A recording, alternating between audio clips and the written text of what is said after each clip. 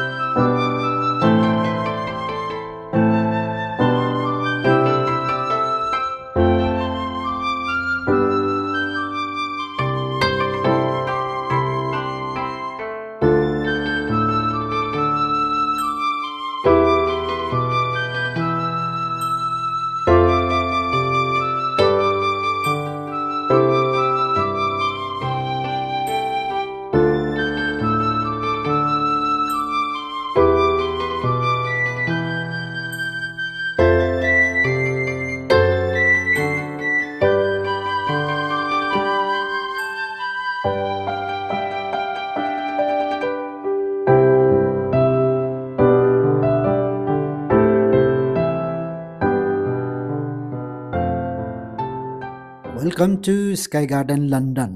यो अहिले हामी 28 फ्लोर माथि छौँ र यो भ्यू पोइन्ट चाहिँ 2014मा तयारी भएर 2015देखि पब्लिकको लागि ओपन गरिएको छ र यहाँ वेल अर्गनाइज, यहाँ खाने पिउने पढ्ने घुम्ने भ्यू पोइन्ट यहाँ वरिपरि हेर्न सकिन्छ र अहिले हामी बेलुकाको डिनरको लागि पनि यहाँ तयारी गरिरहेको छौँ र श्रोताहरू यो साह्रै नै महँगो छ, तर पनि यहाँदेखि तपाईँको यो लन्डनको बेलुकाको सिनहरू राम्रो गरी देख्न सकिन्छ।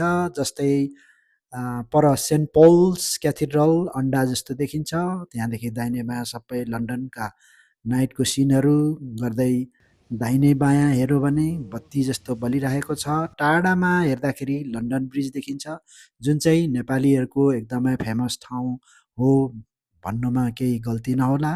र पानी बोट यसरी नै जाँदा जाँदै हामी लन्डन भिक्टोरियाको स्टेसनमा आइपुगेका छौँ। स्केजलहरू भित्तामा टाँसिरहेछ भनेदेखि मुनि हेर्छ भनेदेखि मान्छेहरू कमिला जस्तो दिनरातै चलिरहेका हुन्छन् र यहाँनिर हेर्दा हेर्दै हामी अब बिस्टर भिलेज भन्नेमा पुगेको छौँ। यो चाहिँ लन्डनदेखि बाहिर पर्छ र जहाँ चाहिँ ब्रान्डेड सामानहरू पाइन्छन् र लन्डनको भन्दा सस्तोमा पाइन्छ भन्ने मान्छेहरूको ठुलो विश्वास छ। त्यही भएर नै धेरै टाढा टाढाबाट पनि ट्राभल गर्छन् र यहाँहरूले पनि हजुरहरूको कुनै समय मिल्यो भने शनिबार आइतबार आएर यो सस्तो भन्नाले केही मात्रामा डिस्काउन्ट भएको सामानहरू किनेर इन्जोय गर्नुको लागि वर्थवाइल छ र समयहरू निकालिदिनु भयो भने तपाईँहरूलाई पनि बडो मजा आउँछ भन्दै अहिलेलाई बिस्टर भिलेजहरूको यात्रामा यहाँहरू सम्पूर्णले इन्जोय गर्नुहोला है त।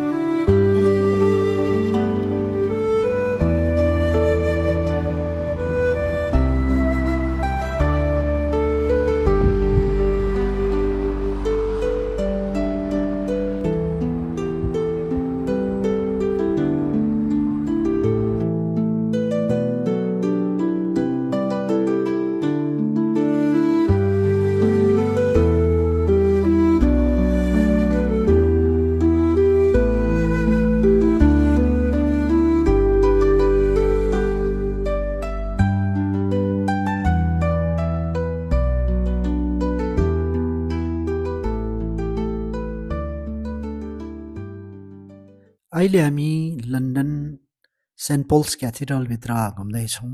यो अति नै ठुलो ठाउँ छ र खिचाइमा मैले त्यति पारा ल्याउन सकेको छैन र पनि विश्वास छ यहाँहरूले इन्जोय गर्नुहुन्छ।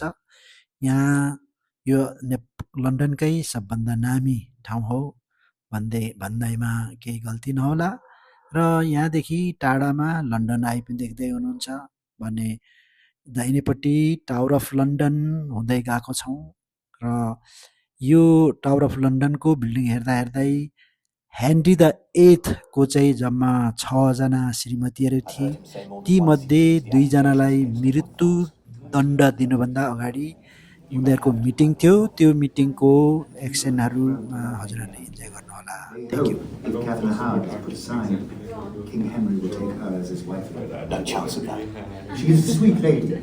I shall question the Dowager Duchess about what she saw in the house while Catherine was under her care. She saw nothing. And she has already burnt all of the papers which Derham left behind him before he followed Queen Catherine like a dog into my master's palace to paw at her. Both Derham and Thomas Culpeper in her rooms alone at various hours of the night. Good God. Thomas Culpeper. There are love letters in the Queen's hand to that man. I have one here. It is not well spelled. This will destroy me. How does he take it, my Lord Suffolk?